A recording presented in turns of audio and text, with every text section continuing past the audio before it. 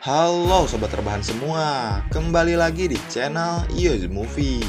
Dan pada video kali ini, saya akan membahas sebuah film yang berjudul Soul Snatcher yang rilis pada tahun 2020 lalu. Dan film ini menceritakan roh rubah yang menyamar menjadi manusia dan melakukan perjalanan ke dunia demi mencari sebuah eliksir atau pil dewa.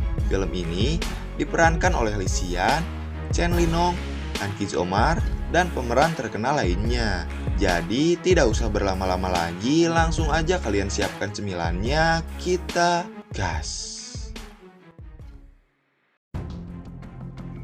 Di awal film, kita diperlihatkan seekor rubah yang sedang bermain. Namun, tiba-tiba rubah tersebut hampir jatuh ke dalam jurang. Akan tetapi, seorang anak kecil membantunya. Naasnya, malah bocil tersebut yang terpeleset dan jatuh ke jurang yang dalam itu.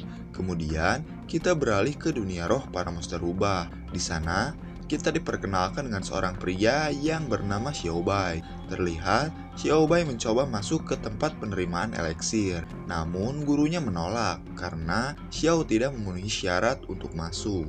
Di dalam gua, kita diperkenalkan dengan seorang kakek tua yang merupakan ketua dari para roh rubah. Terlihat, di sini Xiao diam-diam menyelinap masuk. Lalu ketua mengatakan, eliksir akan membuat rubah menjadi abadi, dan cara untuk mendapatkannya harus mengambil di dalam tubuh Clement atau manusia yang sudah ditakdirkan. Setelah itu, semua murid naik untuk menambah slot Clement. Namun, ada salah satu slot yang kurang, dan itu ternyata milik Xiaobai. Di sini, Xiaobai pun langsung bergegas turun agar mendapatkan sebuah Clement. Akan tetapi, Xiao hanya mendapatkan slot yang belum lengkap. Melihat kelakuan konyol Xiao, semua orang pun menertawainya. Kemudian, ketua memberikan sebuah pusaka untuk menemani Xiao mencari Clementnya di dunia. Terlihat, Xiao membawa kabur benda si kakek yang bernama Wiki. Singkat cerita, Xiao sudah tiba di dunia manusia. Di sana, ia langsung mencari Clementnya berada. Di sisi lain, kita diperkenalkan dengan seorang pria yang bernama Zizin. Di sana, ia juga sedang mencari kakaknya Daoran. Kembali ke Xiao, ia tampak kebingungan mencari Clementnya. Lalu, tidak sengaja Xiao menabrak Jijin. Akan tetapi, dengan kelakuan konyol Xiao, ia membuat kekacauan di pasar, serta membuat keledai Jijin juga terlepas. Melihat itu, Jijin langsung mengejarnya. Namun, sayangnya keledai tersebut berhasil kabur. Dan di sini, Jijin menyalahkan Xiao atas kaburnya keledai miliknya.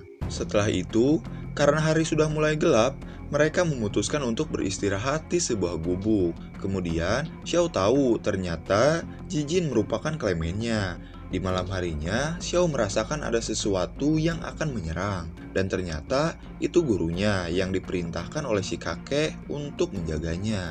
Lalu Xiao meminta gurunya untuk berubah menjadi keledai agar Jijin senang melihatnya. Dan ternyata benar. Keesokan harinya, Jijin sangat senang yang menganggap keledainya sudah kembali. Setelah itu, Xiao memutuskan untuk menemani Jijin, dan sekarang mereka menjadi berteman. Sesampainya di penginapan, kita diperkenalkan dengan seseorang yang merupakan siluman katak. Kemudian, di malam harinya, di luar Jijin melihat Xiaobai, namun saat diperiksa tidak ada siapa-siapa di sana. Dan malah ia melihat si pria katak yang sedang sendirian. Namun, tiba-tiba ya, Jijin diserang oleh katak besar. Untungnya, Xiao membantu. Tapi, Xiao juga diserang oleh katak tersebut. Sialnya, mereka berdua malah membangunkan para hantu. Karena kebisingan yang mereka lakukan, yang membuat mereka berdua sangat ketakutan. Akan tetapi, setelah lolos dari para hantu, mereka diserang kembali oleh katak besar. Di sini, Xiao langsung disedot ke dalam mulut katak besar tersebut. Melihat itu, Jijin langsung kabur. Dan ternyata, di sini Xiao sudah merencanakan semua itu. Namun, tiba-tiba Jijin kembali. Melihat itu, Xiao langsung masuk ke dalam mulut katak lagi. Lalu, Jijin langsung membakar lidah katak tersebut. Setelah itu, katak besar langsung menyedot semua benda termasuk api dan bom yang dibawa oleh Jijin. Oleh sebab itu, katak tersebut langsung mengeluarkan Xiao dari mulutnya. Keesokan harinya, terlihat Xiaobai dan siluman katak tersebut terluka akibat kejadian kemarin. Kemudian, Jijin sudah bangun dari tidurnya, dan sekarang dia tahu bahwa Xiaobai adalah monster rubah, karena dirinya juga telah melihatnya kemarin. Mendengar itu, Xiao menenangkan Jijin agar tidak takut kepada dirinya. Di sini, Xiao juga memperkenalkan benda pusaka rubah milik ketua kepada Jijin. Setelah itu, Xiao memberikan 3 permintaan kepada Jijin, dan keinginan pertama Jijin yaitu bertemu Daoran. Lalu di sini, Jijin menceritakan sejarah dari Daoran. Ia merupakan salah satu pelajar terbaik di sekolah, dan ia juga yang telah mengajarinya. Singkat cerita, sesampainya di kota Jiankang, mereka langsung masuk ke tempat ujian kerajaan. Di sana, mereka melihat banyak sekali wanita penggoda iman. Kemudian, Jijin diantar oleh 2 orang pria untuk masuk ke dalam, karena Jijin menganggap Daoran ada di dalam. Namun, di dalam ruangan, ia malah bertemu dengan seorang wanita yang ternyata adalah hantu. Namun, Jijin sangat polos dan hanya menganggapnya wanita biasa. Dan wanita ini bernama Yinglian. Di luar, ternyata semua ini adalah rencana dari Xiao dan gurunya dengan sengaja menyuruh hantu tersebut untuk membunuh Jijin agar bisa mendapatkan eliksir dari jiwa Jijin. Kembali ke dalam, Yinglian mencoba menggoda iman dari Jijin. Lalu saat Yinglian melihat punggung Jijin, tiba-tiba dirinya terpental. Karena ternyata saat scene awal tadi, Pendeta Zhang menempelkan mantra di punggung Jijin yang membuat para hantu terpental saat melihatnya. Oleh sebab itu, Yinglian langsung menangis. Kemudian di sini Jijin mulai jatuh cinta kepada Yinglian dan berencana untuk melamarnya. Singkat cerita, di sini Yinglian sangat kesakitan karena dirinya gagal menjalankan perintah dari gurunya Xiao. Keesokan harinya, terlihat Jijin yang sedang murung. Melihat itu, Xiao mencoba menghibur serta menyemangatinya, dan Jijin pun kembali bersemangat. Di malam harinya, mereka dan semua peserta bersiap untuk melakukan ujian. Setelah itu, pintu gerbang langsung dibuka, dan semua peserta langsung masuk ke dalam. Dan ujian pun langsung dimulai. Di sini, Jijin mulai mengerjakan soal, namun di sisi lain, Xiao malah makan. Lalu, beberapa lama kemudian, hantu Yinglian datang dan mengeluarkan roh dari Xiao serta memasuki roh dirinya. Di sisi lain, roh jahat mengeluarkan roh dari Jijin dan ternyata ini semua rencana Yinglian untuk membantu Xiao agar bisa membunuh jiwa Jijin. Kembali ke Jijin, ia bertemu dengan Daoran, akan tetapi Daoran sudah mati dan sekarang dirinya sudah menjadi hantu.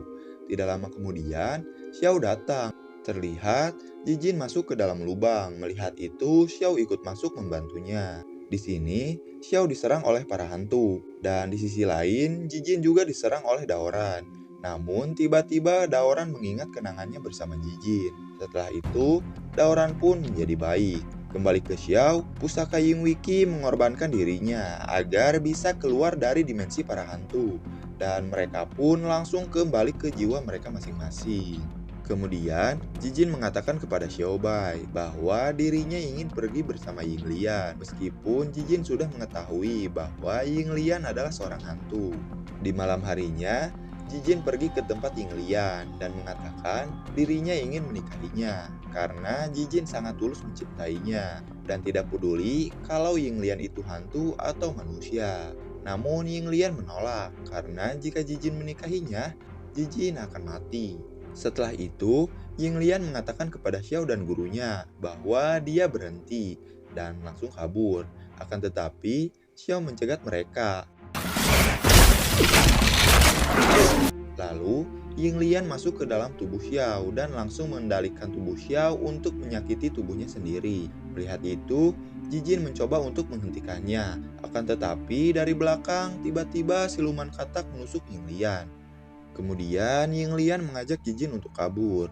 Di tengah perjalanan, Yinglian terluka parah akibat tusukan tersebut yang membuat Yinglian mati menghilang. Melihat itu, Jijin pun sangat sedih. Tidak lama kemudian, Xiao datang dan di sini Jijin menyalahkan Xiao dan langsung memukulnya. Setelah itu, Xiao ingin menusuk dirinya sendiri. Namun tiba-tiba ketua membawanya kembali. Setelah itu, Ketua mengatakan yang muncul sekali pada bulan biru bukanlah eliksir putih, tapi melainkan orang-orang yang mengorbankan nyawanya. Dan ternyata dulu Jijin pernah menyelamatkan Xiao saat ia ingin jatuh ke jurang. Di tempat lain, Jijin bertemu dengan Xiao. Lalu, Jijin mengatakan jika eliksir ini sangat penting baginya, dirinya rela memberikan eliksir tersebut. Namun dengan syarat, Jijin harus menjadi dewa yang baik. Kemudian, Jijin langsung menusuk dirinya sendiri dan langsung memberikan eliksir tersebut. Singkat cerita, ternyata itu bukan Xiao, melainkan gurunya. Dan gurunya mengatakan eliksir yang didapat bukanlah eliksir putih, melainkan eliksir hitam. Mendengar hal itu, Xiao marah dan langsung menyerang gurunya itu. Di sini, Xiao terus memukul gurunya itu sampai babak belur. Namun, tiba-tiba gurunya berubah menjadi rubah hitam yang mengerikan, yang membuat Xiao kewalahan dan terus dihajar sampai dirinya terluka parah.